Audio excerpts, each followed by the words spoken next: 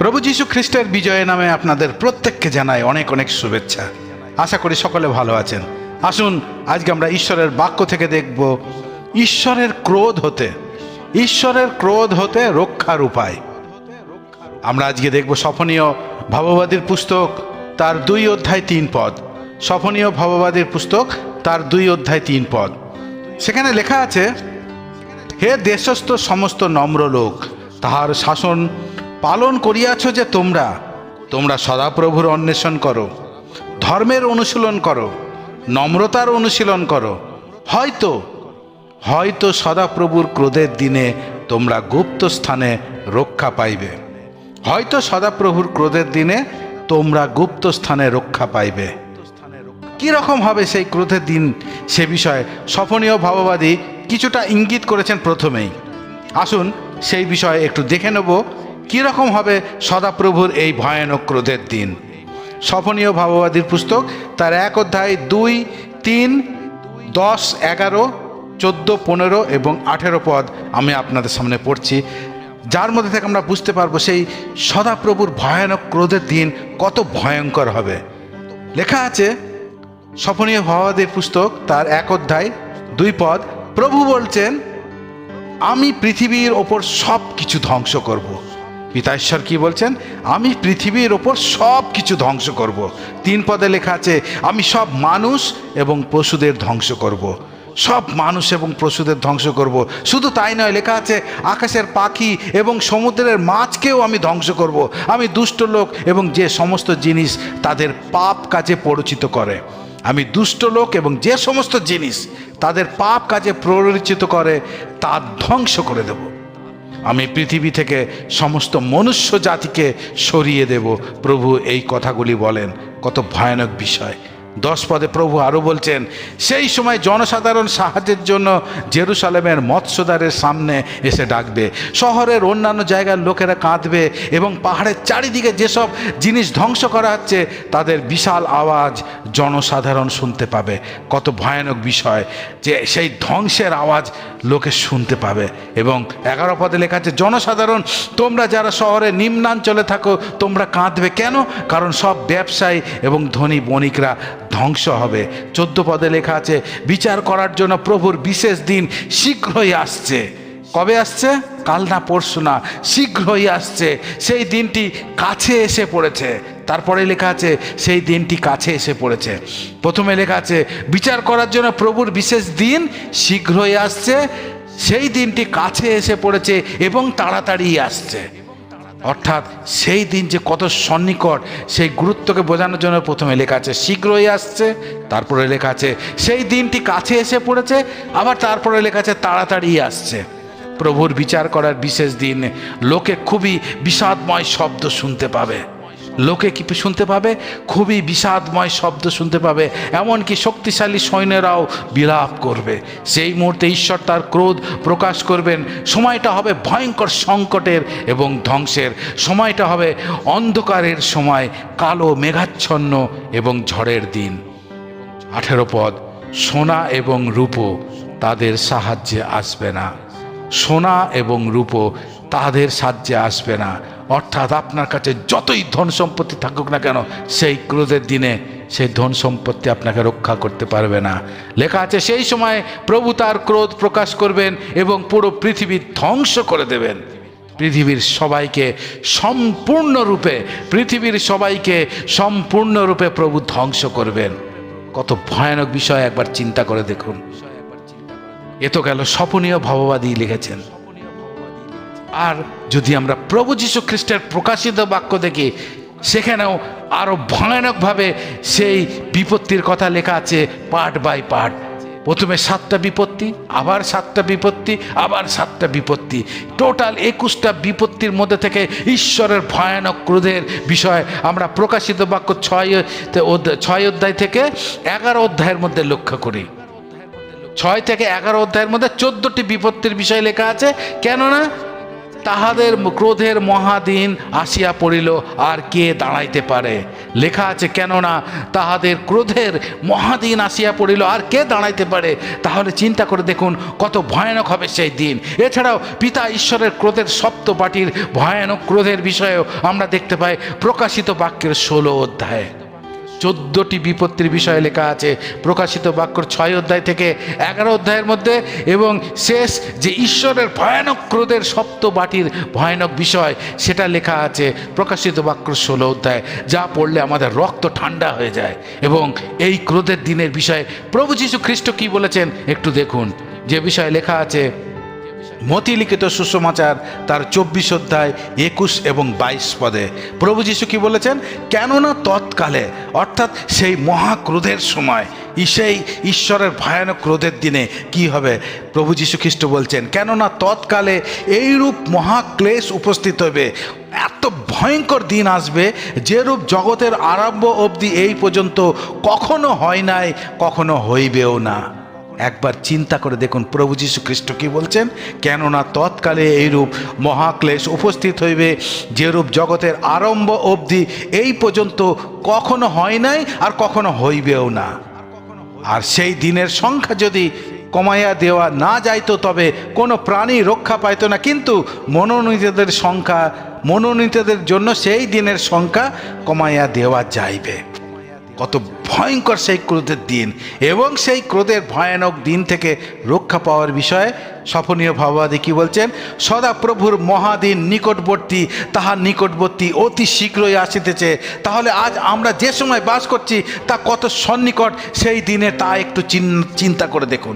স্বপনীয় ভাববাদী বলছে সেই দিন নিকটবর্তী। আজ আমরা যে সময় বাস করছি তাহলে তার কত নিকটবর্তী আমরা এসে পৌঁছেছি চিন্তা করেন। অর্থাৎ আমরা শেষ সময়ের অন্তিম লগ্নে এসে দাঁড়িয়েছি।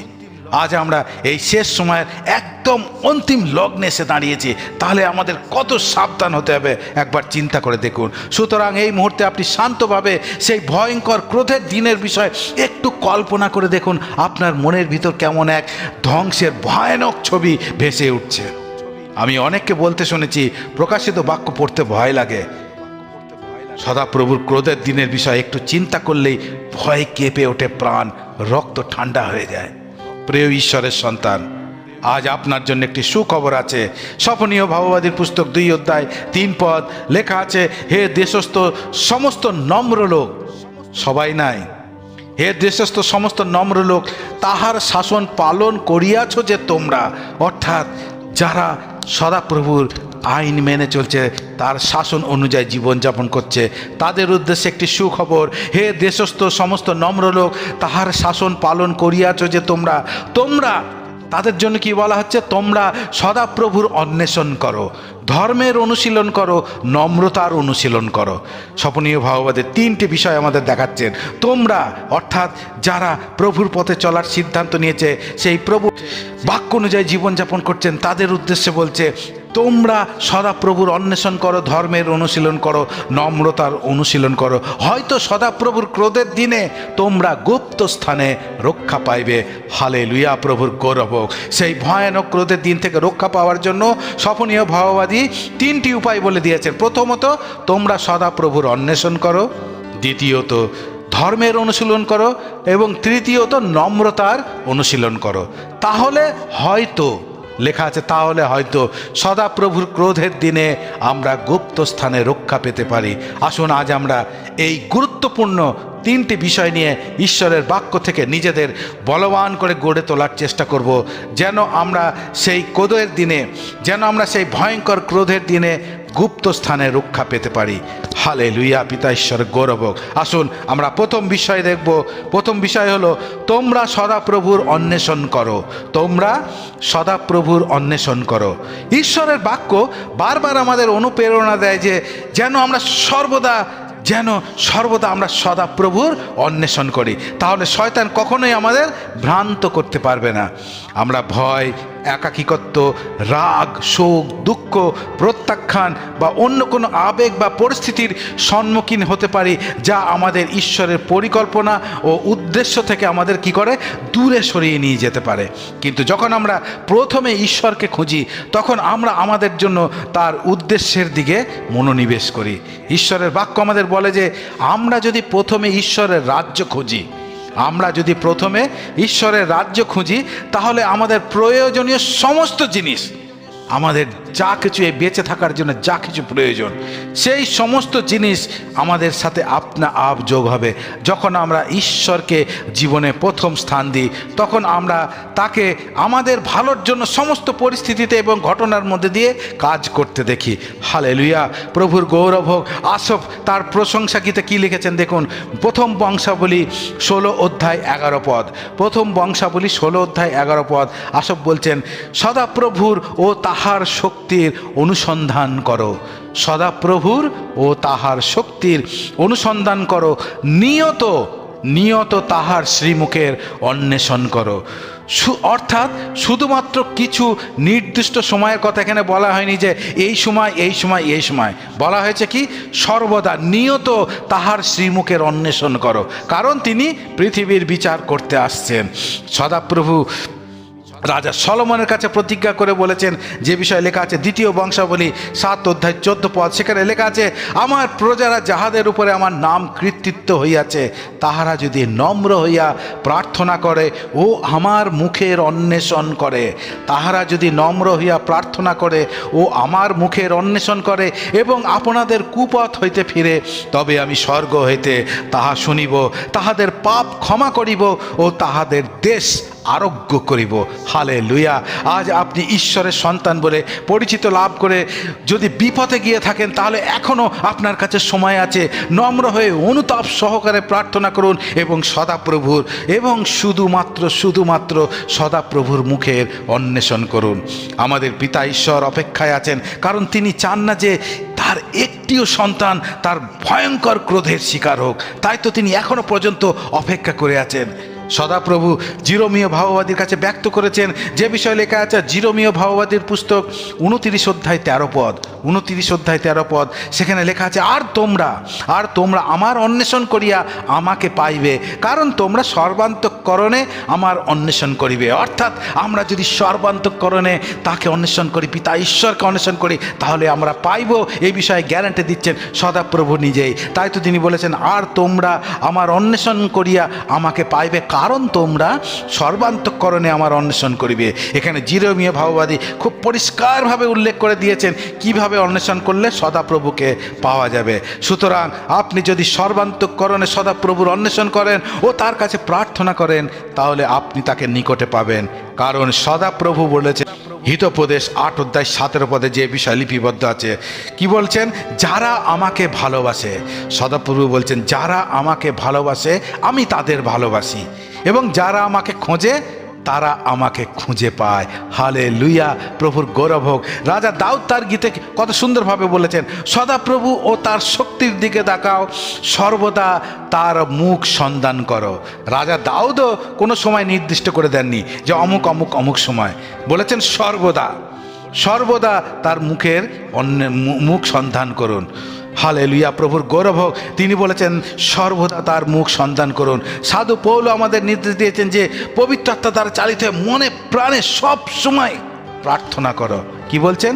পবিত্র আত্মা দ্বারা চালিত হয়ে মনে প্রাণে সব সময় প্রার্থনা করার। প্রভু যীশু খ্রিস্ট কি বলেছেন দেখুন, জন লিখিত সুসমাচার তার 7 অধ্যায় 3 পদে লেখা আছে, আর এই হলো অনন্ত জীবন, যে তারা তোমাকে একমাত্র সত্যময় ঈশ্বরকে এবং তুমি যাকে পাঠিয়েছ সেই যীশু খ্রিস্টকে জানতে পারে। এখানে প্রভু যীশু আমাদের বলেছেন যে আমাদের সর্বদা সদাপ্রভুর অন্বেষণ করতে হবে, তবেই তো আমরা তাকে জানতে পারবো। কারণ তাকে আরও গভীরভাবে জানার আকাঙ্ক্ষাই হলো তো অনন্ত জীবন। হালেলুয়া, প্রভুর গৌরব হোক। জেরেমিয়া তার বিলাপে বলেছেন, দেখুন বিলাপ তার 3 অধ্যায় 25 পদ। সেখানে লেখা আছে, যারা সদাপ্রভুর উপরে তাদের আশা রাখে, অন্য কোথাও নয়, কোথায়? সদাপ্রভুর উপরে তাদের আশা রাখে, এবং যারা তার অন্বেষণ করে তিনি তাদের পক্ষে মঙ্গলময়। হালেলুয়া! কত সুন্দর বাক্য। যারা সদাপ্রভুর উপরে তাদের আশা রাখে এবং যারা তার অন্বেষণ করে তিনি তাদের পক্ষে মঙ্গলময়। যিশায় ভাববাদী বলেছেন, যিশায় তার 55 অধ্যায় 6 পদ লেখা আছে, সদাপ্রভু কাছে থাকতেই তার দিকে ফেরো। কোথায় থাকতে? কাছে। সদাপ্রভু কাছে থাকতেই তার দিকে ফেরো। তিনি কাছে থাকতে থাকতে তাকে ডাকো। অর্থাৎ সদাপ্রভু আমাদের অবাধ্যতা, অপবিত্রতার জীবনের জন্য দূরেও সরে যেতে পারেন। তাই তো তিনি বলছেন, সদাপ্রভু কাছে থাকতেই তার দিকে ফেরো, তিনি কাছে থাকতে থাকতে তাকে ডাকো। প্রিয় ঈশ্বরের সন্তান, এই অনুগ্রহের যুগে আমরা এখনো যে সময় পাচ্ছি তা যে কোনো মুহূর্তে বন্ধ হয়ে যেতে পারে। তাই আমরা যেন পিতা ঈশ্বর কাছে থাকতে থাকতে কেবলমাত্র তারই অন্বেষণ করি। ঈশ্বরের বাক্য আমাদের সেই শিক্ষাই দেয় যে সুযোগ কিনিয়া লও, কেননা এই কাল মন্দ। প্রিয় ঈশ্বরের সন্তান, সর্বান্তঃকরণে ভক্তি এবং ইচ্ছুক মন প্রাণ দিয়ে সদাপ্রভুর অনুসন্ধান করুন এবং তার সেবা করুন। প্রভু যীশু তো সেই আজ্ঞাই আমাদের দিয়েছেন, তাই না? তোমার সমস্ত অন্তঃকরণ, তোমার সমস্ত প্রাণ ও তোমার সমস্ত মন দিয়ে তোমার ঈশ্বর প্রভুকে প্রেম করিবে। হালেলুয়া! প্রিয় ঈশ্বরের সন্তান, মনে রাখবেন, আজ যদি আপনি সদাপ্রভু থেকে দূরে থাকেন, তার উপস্থিতি থেকে দূরে থাকেন, তার প্রেম থেকে দূরে থাকেন, তার অনুগ্রহ থেকে দূরে থাকেন, তার শক্তি থেকে দূরে থাকেন, তার মঙ্গল থেকে দূরে থাকেন, তাহলে আপনি যখন সমস্যা বা সংকটে পড়বেন এবং বিশেষ করে সদাপ্রভুর ভয়ঙ্কর ক্রোধের দিনে, তখন দেখবেন সদাপ্রভু আপনার থেকে অনেক অনেক অনেক দূরে আছেন। ইব্রিয় পুস্তকের লেখক বলেছেন, যাহারা তাহার অন্বেষণ করে, সবাই নাই, কেবলমাত্র যাহারা তাহার অন্বেষণ করে তিনি তাহাদের পুরস্কার দাতা। হালেলুয়া! কিন্তু দুঃখের বিষয়, অনেকেই আজ ঈশ্বরের অন্বেষণের বদলে ঈশ্বরের আশীর্বাদের অন্বেষণ করছে। প্রিয় ঈশ্বরের সন্তান, একান্তভাবে অন্বেষণ করার অর্থ হলো একান্তভাবে ঈশ্বরের চরিত্রের অন্বেষণ করা। আপনি তার চরিত্রের অন্বেষণ করুন, তার আশীর্বাদ আপনার সাথে যুক্ত হয়ে যাবে। আসুন আজ আমরা দ্বিতীয় বিষয়ে যাব। দ্বিতীয় বিষয় কি? ধর্মের অনুশীলন করো। প্রথম বিষয় দেখলাম আমরা সর্বান্তঃকরণে তাকে অন্বেষণ করতে হবে, সদাপ্রভুর অন্বেষণ করতে হবে, এবং দ্বিতীয় বিষয় হলো ধর্মের অনুশীলন করো।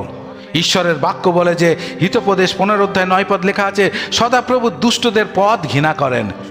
কাদের পথ? দুষ্টদের পথ ঘৃণা করেন, কিন্তু যারা ধার্মিকতার পশ্চাদ্ধাবন করেন তিনি তাদের ভালোবাসেন। হালেলুয়া! পিতা ঈশ্বরের গৌরব হোক। অর্থাৎ আমরা পাপী অবস্থায় ঈশ্বরকে কখনোই খুশি করতে পারি না। সাধু পৌল সেই বিষয়ে খুব পরিষ্কারভাবে বলে দিয়েছেন। রোমিও তার 8 অধ্যায় 8 পদে সে বিষয় লেখা আছে, আর যাহারা মাংসের অধীনে থাকে, মাংসিক অভিলাষের অধীনে থাকে, তাহারা ঈশ্বরকে কখনোই সন্তুষ্ট করিতে পারে না। ঈশ্বরের বাক্য বলে, ধার্মিক কেহ নাই, একজনও নাই, কিন্তু ব্যতিক্রম এটাই যে কেহ যিশুতে বিশ্বাস করে তাহাকেও ধার্মিক গণনা করেন। কারণ পিতা ঈশ্বরের অসীম অনুগ্রহে বিনামূল্যে খ্রিস্ট যিশুতে প্রাপ্য মুক্তির দ্বারা আমরা ধার্মিক গণিত হই। হালেলুয়া!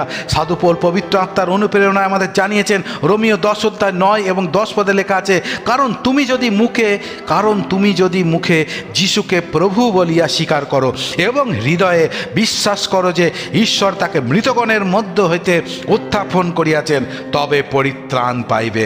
হালেলুয়া! কি করতে হবে?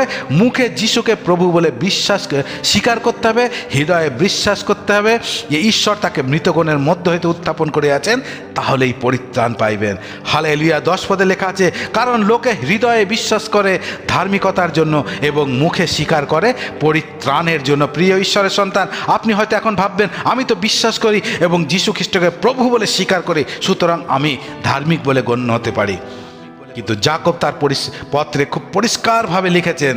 কি লিখেছেন? যাকব 2 অধ্যায় 19-20 পদ লেখা আছে, তুমি বিশ্বাস করিতেছ যে ঈশ্বর এক, ভালোই করিতেছ। ভূতেরাও তাহা বিশ্বাস করে এবং ভয়ে কাঁপে।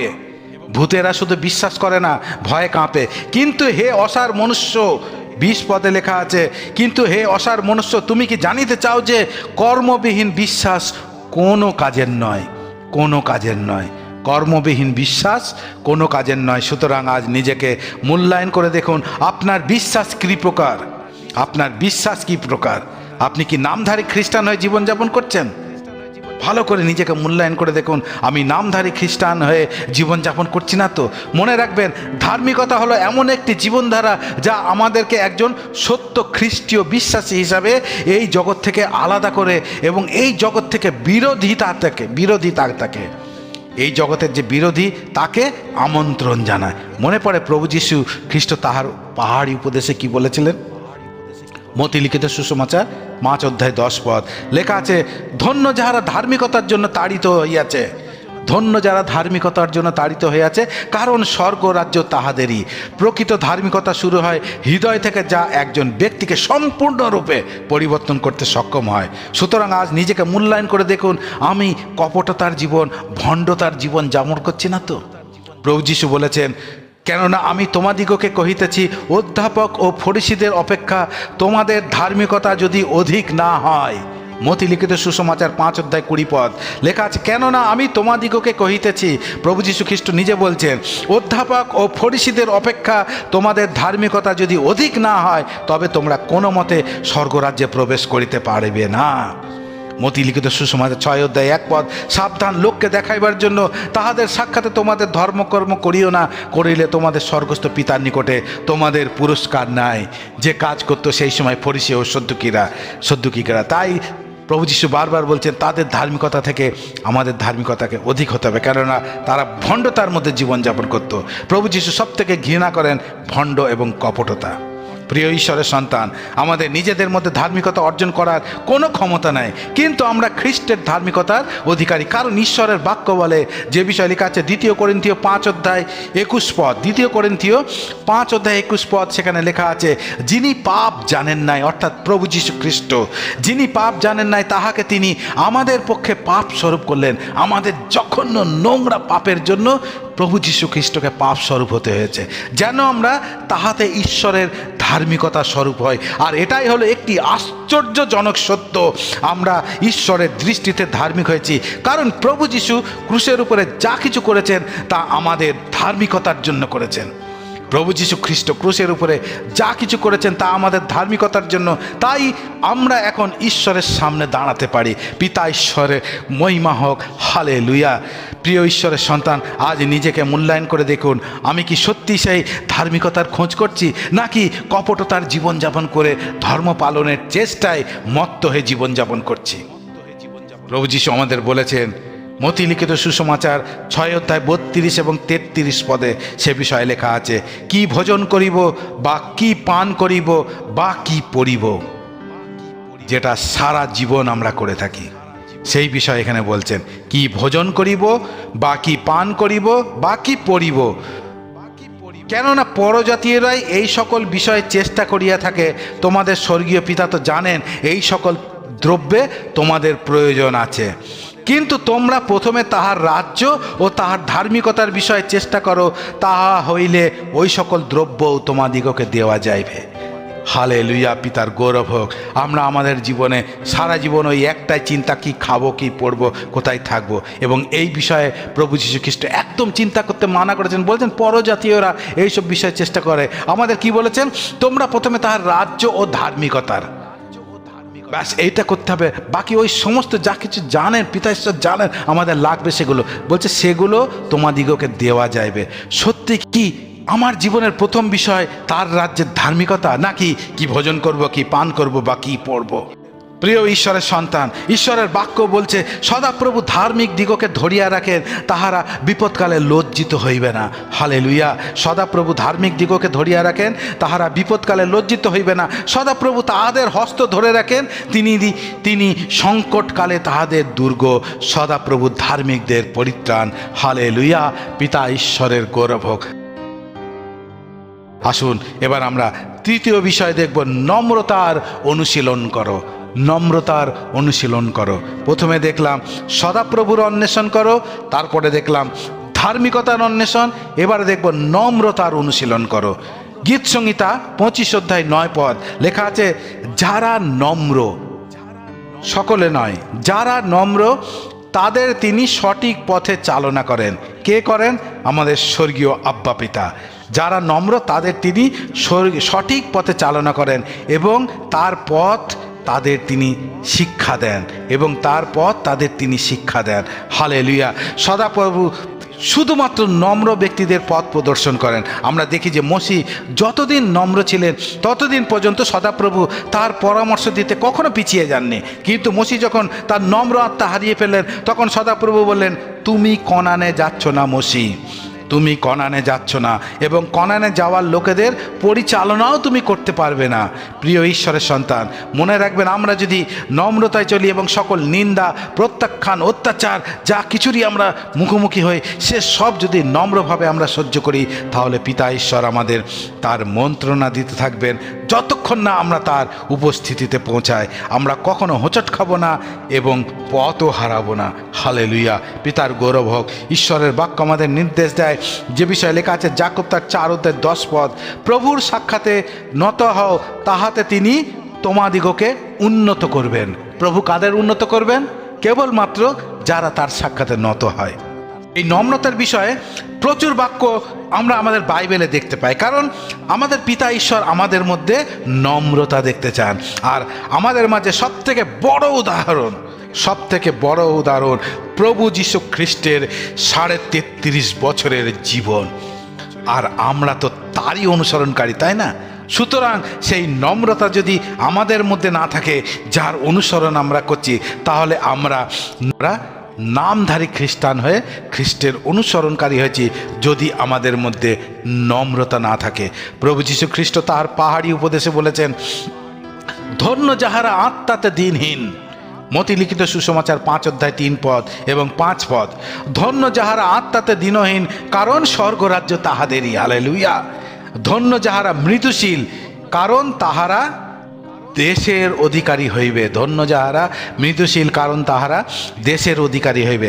আবার শিশুদের উদাহরণ দিয়ে প্রভু কি বলেছেন, যে বিষয়ে লেখা আছে মথি 8:4 লেখা আছে, অতএব যে কেহ আপনাকে এই শিশুর মতো নত করে, অতএব যে কেহ আপনাকে এই শিশুর মতো নত করে, সেই স্বর্গরাজ্যে শ্রেষ্ঠ। নম্রতা একটি সৃষ্টিগত গুণ। ঈশ্বর মানুষ যীশুখ্রিস্ট, যিনি নিজেকে নম্র করেছিলেন, সাধু পৌল এই আশ্চর্য বিষয়টি তার পত্রের মধ্যে ব্যক্ত করে বলেছেন যে খ্রিস্ট নিজেকে নত করেছেন। ফিলিপিও 2:6-9 সে বিষয়ে লেখা আছে, ঈশ্বরের স্বরূপ বিশিষ্ট থাকিতে তিনি ঈশ্বরের সহিত সমান থাকা ধরিয়া লইবার বিষয় জ্ঞান করিলেন না। প্রভু যীশু খ্রিস্টের বিষয়ে সাধু পৌল কত সুন্দরভাবে লিখেছেন, ঈশ্বরের স্বরূপ বিশিষ্ট থাকিতে তিনি, অর্থাৎ প্রভু যীশু, ঈশ্বরের সহিত সমান থাকা ধরিয়া লইবার বিষয় জ্ঞান করিলেন না, কিন্তু কি করলেন? আপনাকে শূন্য করলেন, দাসের রূপ ধারণ করলেন। মালিকের রূপ না, দাসের রূপ ধারণ করিলেন। মনুষ্যদের সাদৃশ্যে জন্মিলেন এবং আকারে প্রকারে মনুষ্যবৎ প্রত্যক্ষ হইয়া আপনাকে অবনত করিলেন, এমনকি মৃত্যু পর্যন্ত, লেখা আছে মৃত্যু পর্যন্ত, এমনকি ক্রুশীয় মৃত্যু পর্যন্ত আজ্ঞাবহ হইলেন। এই কারণ ঈশ্বর তাহাকে অতিশয় উচ্চ পদান্বিত করিলেন এবং তাহাকে সেই নাম দান করিলেন যাহা সমুদয় নাম অপেক্ষা শ্রেষ্ঠ। হালেলুয়া। পিতা ঈশ্বরের গৌরব হোক। আমাদের সেই স্বর্গীয় আব্বা পিতা আমাদের মধ্যেও সেই নম্রতা দেখতে চান, কারণ তিনি আমাদেরও উচ্চ এবং উন্নত করতে চান এবং শ্রেষ্ঠত্বের আসনে বসাতে চান। বাইবেল বলে যে নম্রতা শুধুমাত্র প্রশংসনীয় একটি গুণ নয়, বরং এটি আধ্যাত্মিক বৃদ্ধি। নম্রতা শুধুমাত্র প্রশংসনীয় একটি গুণ নয়, বরং এটি আধ্যাত্মিক বৃদ্ধি, সুস্থ সম্পর্ক এবং আমাদের পিতা ঈশ্বরকে খুশি করার জন্য একটি গুরুত্বপূর্ণ বৈশিষ্ট্য। ঈশ্বরের বাক্য আমাদের খুব স্পষ্টভাবে বলে যে ঈশ্বর কাকে ঘৃণা করেন? অহংকারকে ঘৃণা করেন। সুতরাং কিভাবে আমরা আমাদের নম্রতাকে বৃদ্ধি করতে পারবো সে বিষয়ে আমাদের লক্ষ্য রাখতে হবে। রাজা দাউদ তার গীতে বলেছেন, ঈশ্বরের গ্রাহ্য বলি ভগ্ন আত্মা। হে ঈশ্বর, তুমি ভগ্ন ও চূর্ণ অন্তঃকরণ তুচ্ছ করিবে না। গীত সংহিতা 51:17। চার্লস স্পার্জন, প্রভুর একজন ভক্তদাস চার্লস স্পার্জন বলেছেন, নম্রতা হলো নিজের সঠিক মূল্যায়ন। হিতোপদেশ 22:4 লেখা আছে, নম্রতার ও সদাপ্রভুর ভয়ের পুরস্কার ধন, সম্মান ও জীবন। নম্রতার ও সদাপ্রভুর ভয়ের পুরস্কার কি? ধন, সম্মান ও জীবন। আমরা যদি নম্রতার সাথে খ্রিস্টকে অনুসরণ না করি, তাহলে আমাদের পিতা ঈশ্বর আমাদের পথ প্রদর্শক হয়ে পরামর্শ দেবেন, এটা আমরা আশাও করতে পারি না কখনোই। সাধু পৌল খুব পরিষ্কারভাবে জানিয়ে দিয়েছেন কিভাবে আমরা আমাদের এই খ্রিস্টীয় জীবনকে কাটাবো, কিভাবে আমরা আমাদের এই খ্রিস্টীয় জীবনকে কাটাবো। যে বিষয় লেখা আছে তিতের পত্রে লেখা আছে, তিত তার 2 অধ্যায় 11 থেকে 13 পদের মধ্যে সেই বিষয়ে লেখা আছে। আমি পড়ছি, SBCL ট্রান্সলেশন আপনাদের সামনে লেখা আছে, ঈশ্বরের যে দয়ার দ্বারা পাপ থেকে উদ্ধার পাওয়া যায় তা সব মানুষের কাছেই প্রকাশিত হয়েছে। অর্থাৎ ঈশ্বরের দয়ার দ্বারা যে পাপ থেকে উদ্ধার পাওয়া যায় সে বিষয় সমস্ত মানুষের কাছেই প্রকাশিত হয়েছে। এই দয়ায় আমাদের শিক্ষা দিচ্ছে যেন আমরা ঈশ্বরের প্রতি ভক্তিহীনতা ও জগতের কামনা বাসনাকে অগ্রাহ্য করে এই জগতেই নিজেদের দমনে রেখে ঈশ্বর ভক্তির সঙ্গে সৎ জীবন কাটায়। কত সুন্দরভাবে তিনি বলেছেন, এই দয়াই আমাদের শিক্ষা দিচ্ছে যেন আমরা ঈশ্বরের প্রতি ভক্তিহীনতা ও জগতের কামনা বাসনাকে অগ্রাহ্য করে এই জগতে নিজেদের দমনে রেখে ঈশ্বরের ভক্তির সঙ্গে সৎ জীবন কাটায়। আর আমাদের মহান ঈশ্বর এবং উদ্ধারকর্তা যীশু খ্রিস্টের মহিমাপূর্ণ প্রকাশের আনন্দ ভরা আশাপূর্ণ হবার জন্যই আগ্রহের সঙ্গে অপেক্ষা করি, যা অতি শীঘ্রই ঘটতে চলেছে। হালেলুয়া! সেই আশা খুব শীঘ্রই পূর্ণ হতে চলেছে। প্রিয় ঈশ্বরের সন্তান, যেন আমরা সেই বিষয়ে সচেষ্ট হই। প্রিয় ঈশ্বরের সন্তান, আজ আমরা স্বপনীয় ভাববাদীর পুস্তক থেকে দেখলাম ঈশ্বরের ভয়ঙ্কর ক্রোধের অগ্নিশিখা থেকে কিভাবে আমরা গুপ্ত স্থানে রক্ষা পাব। সুতরাং আজ আমরা নিজেদের মূল্যায়ন করে দেখব, সত্যি কি আমি সদাপ্রভুর অন্বেষণ করছি? সত্যি কি আমি সদাপ্রভুর অন্বেষণ করছি? সত্যি কি আমি ধর্মের অনুশীলন করছি? সত্যি কি আমি নম্রতার অনুশীলন করছি? পিতা ঈশ্বর তার এই বাক্যের দ্বারা আপনাকে প্রচুর প্রচুর আত্মিক আশীর্বাদে উচ্চ ও উন্নত এবং নম্রতার সাথে তার রাজ্য ও ধার্মিকতার অন্বেষণ করতে অনুগ্রহ প্রদান করুন। জয় যিশু।